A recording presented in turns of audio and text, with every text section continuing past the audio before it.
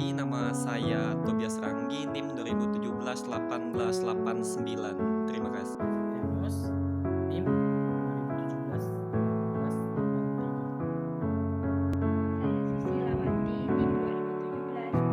1885. Saya Theodosia Hilden, NIM 2017-1888. Saya Theodorus, NIM 2017-1887.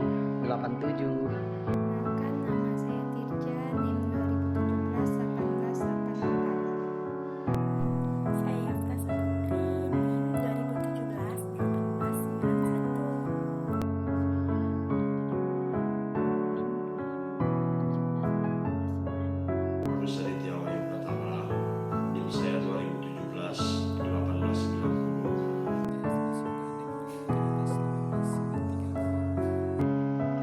Kelompok kami akan membahas tentang asuhan keperawatan pada kelompok-kelompok di masyarakat dengan gangguan jiwa.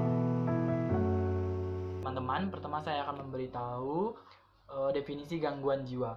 Menurut Ambari pada tahun 2010, gangguan mental adalah gangguan yang ditandai dengan gangguan proses berpikir yang menyimpang akibat beban berat yang tidak dapat diatasi oleh penderita. Gangguan jiwa ini biasa disebut dengan skizofrenia. Skizofrenia merupakan penyakit kronis berupa gangguan mental yang serius yang ditandai dengan gangguan dalam proses pemikiran yang mempengaruhi perilaku seseorang. Menurut Thorson, Mattson, Rojan, dan Dixon tahun 2008. Baik, lanjut.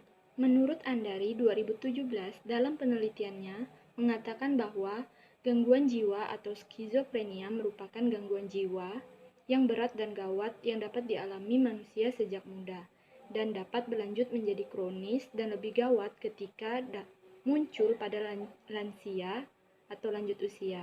Hal tersebut dikarenakan menyangkut perubahan pada segi fisik, psikologis, dan sosial budaya. Menurut WHO 2013, skizofrenia biasanya menyerang penderita dewasa yang berusia 15-35 tahun. Diperkirakan terdapat 50 juta penderita di dunia. 50% dari penderita tidak menerima pengobatan yang sesuai. 90% dari penderita yang tidak mendapatkan pengobatan secara tepat umumnya terjadi di negara berkembang.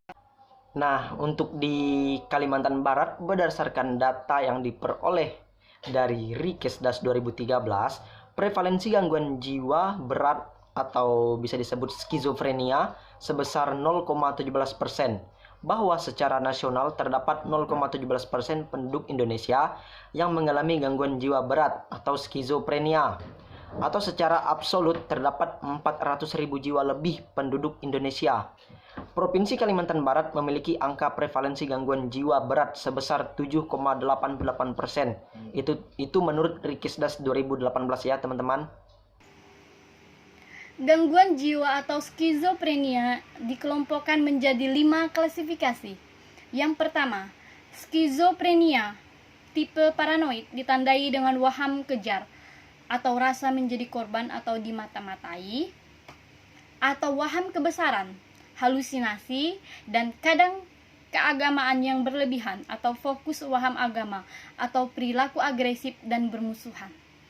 Yang kedua, skizofrenia tipe tidak terorganisasi ditandai dengan efek datar atau efek yang tidak sesuai secara nyata, inkoheren, asosiasi longgar, dan disorganisasi perilaku yang eksternal. Yang ketiga, skizofrenia tipe katatonik ditandai dengan gangguan psikomotor yang nyata, baik dalam bentuk tanpa gerakan atau aktivitas motorik yang berlebihan, negativisme yang ekstrim, mutisme, gerakan volunteer yang aneh, ekolalia atau ekopraksia, imobilitas moto dapat terlihat tanpa katalepsi atau fleksibilitas serea atau stupor. Aktivitas motorik yang berlebihan terlihat tanpa tujuan dan tidak dipengaruhi oleh stimulus eksternal. Yang keempat, skizofrenia tipe tidak dapat dibedakan, ditandai dengan gejala skizofrenia campuran atau tipe lain, disertai gangguan pikiran, efek, dan perilaku. Yang kelima, skizofrenia tipe residual, ditandai dengan setidaknya satu episode skizofrenia sebelumnya, tetapi saat ini tidak psikotik, menarik diri dari masyarakat, efek datar, serta asosiasi longgar. Jadi, penyebab skizofrenia ini memiliki dua faktor. Yang pertama, faktor predisposisi. Yang kedua, faktor presipitasi. Faktor predisposisi pada pasien gangguan jiwa dapat disebabkan karena kehilangan, kegagalan, dan berduka. Contoh, seseorang dapat mengalami kondisi yang sangat tertekan karena kehilangan orang yang disayang atau orang terdekat, atau bisa juga karena kehilangan pekerjaan dan impiannya, sehingga orang itu merasa stres karena kehilangan.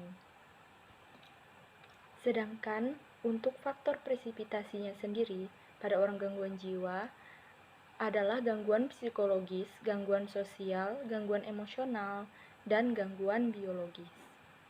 Adalah gangguan jiwa sendiri, yaitu adalah halusinasi, waham, keyakinan yang salah dan dipertahankan tanpa bukti nyata. Contohnya, mengakui diri sendiri sebagai raja padahal bukan, ekopraksia atau peniruan gerakan dan gestur orang lain yang diamati klien, bring of age, aliran verbalisasi yang terus-menerus saat individu melompat dari satu topik ke topik yang lain dengan cepat, perseverasi, terus-menerus membicarakan suatu topik atau gagasan, pengulangan kalimat, kata, atau frasa secara verbal dan menolak untuk mengubah topik tersebut. Asosiasi longgar, pikiran atau gagasan yang terpecah-pecah dan buruk.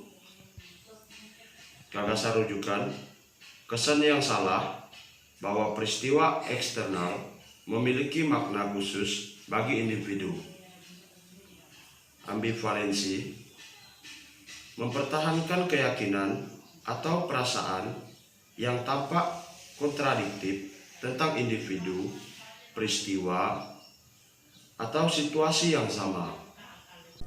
Nah, ada pula gejala negatif atau gejala samar-samar yang ditunjukkan oleh penderita dengan skizofrenia.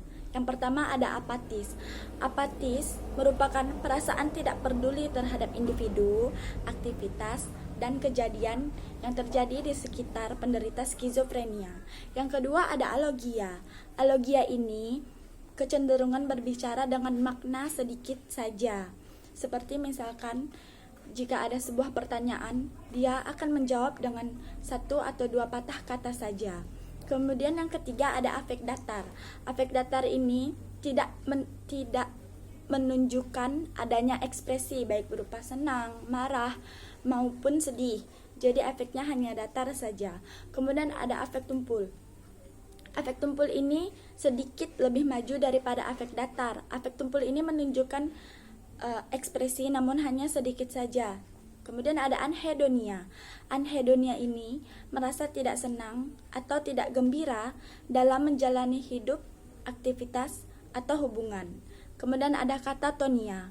Katatonia ini adalah tidak bisa melakukan mobilisasi karena masalah psikologis.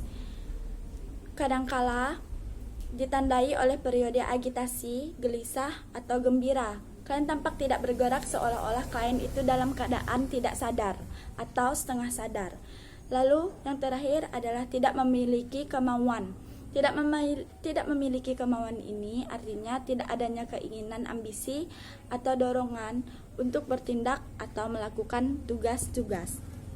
Struat 2016, pada fase gangguan jiwa aktif klien menggunakan mekanisme pertahanan yang tidak disadari sebagai upaya untuk melindungi diri dari pengalaman menakutkan yang disebabkan oleh penyakit mereka seperti sekresi, proyeksi, kemudian menarik diri, mengingkar.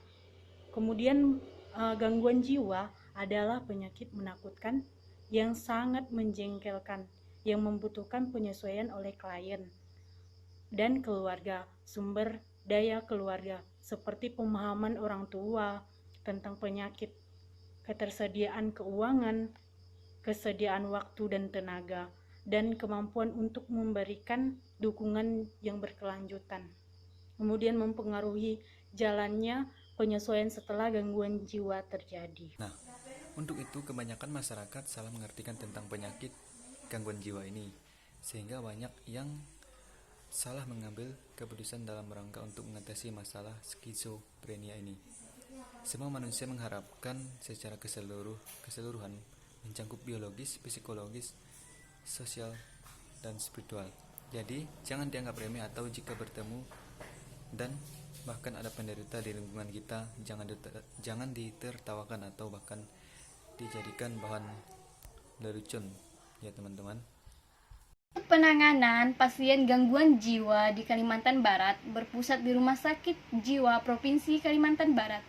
Nah, apa yang bisa kita lakukan jika kita melihat ada penderita skizofrenia yang masih kelayapan?